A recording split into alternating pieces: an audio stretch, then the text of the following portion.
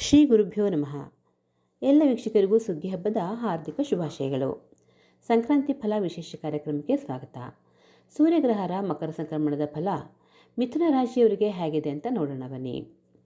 ವೃಷಭ ರಾಶಿಯಿಂದ 8ರಲ್ಲಿ ಸೂರ್ಯನಾರಾಯಣರು, 2ರಲ್ಲಿ ಕುಜಗ್ರಹರು, 7ರಲ್ಲಿ ಬುಧಗ್ರಹರು, ಗುರುಗ್ರಹರು ವಕ್ರಿಯಾಗಿ 12ರಲ್ಲಿದ್ದಾರೆ. ಶುಕ್ರ ಮತ್ತು ಶನಿಗ್ರಹರು 9ರಲ್ಲಿ, ರಾಹು ಮಹಾರಾಜರು 10ರಲ್ಲಿ ಹಾಗೂ ಕೇತುಗ್ರಹರು 4ನೇ ಮನೆಯಲ್ಲಿ ಸಂಚರಿಸ್ತಾ ಇದ್ದರೆ, ಚಂದ್ರಗ್ರಹರು 2 ದಿನಕ್ಕೊಮ್ಮೆ ರಾಶಿಯಿಂದ ರಾಶಿಗೆ ಸಂಚಾರ ಮಾಡ್ತಾ ಇದ್ದಾರೆ. ಹೀಗಿರುವಾಗ ಮಿಥುನ ರಾಶಿಯವರು ವಿವಾಹಿತರಾಗಿದ್ದಲ್ಲಿ ಪತಿ ಪತ್ನಿಯ ನಡುವೆ ವಿರಸ ಭಿನ್ನಾಭಿಪ್ರಾಯ ತಲೆದೋರಲಿದೆ. ತಾಳ್ಮೆಯಿಂದ ಕೂತು ಮಾತನಾಡಿ ಬಗೆಹರಿಸ್ಕೊಳ್ಳಿ. ಇನ್ನು ಆರೋಗ್ಯದ ಬಗ್ಗೆ ಅಂತೂ ನೀವು ತುಂಬಾ ಜಾಗ್ರತೆ ವಹಿಸಬೇಕಾಗತ್ತೆ.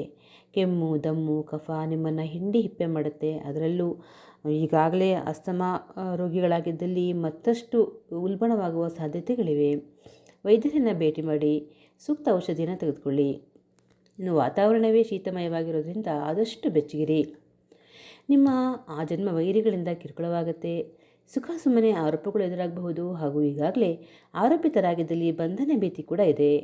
ಸಂಕಷ್ಟಗಳ ಸರಮಾಲೆಯಿಂದ ಪಾರಾಗೋದಕ್ಕೆ ಸಂಕಟ ಮೋಚನ ಹನುಮ ಸ್ತೋತ್ರವನ್ನು ಹೇಳ್ಕೊಳ್ಳಿ. ಹಾಗೆಯೇ ಪೊಂಗಲ್ ನೈವೇದ್ಯ ಮಾಡಿ, ಸಾಧ್ಯವಾದಲ್ಲಿ ತುಪ್ಪದಾನವನ್ನು ಮಾಡಿ ಶುಭವಾಗಲಿ.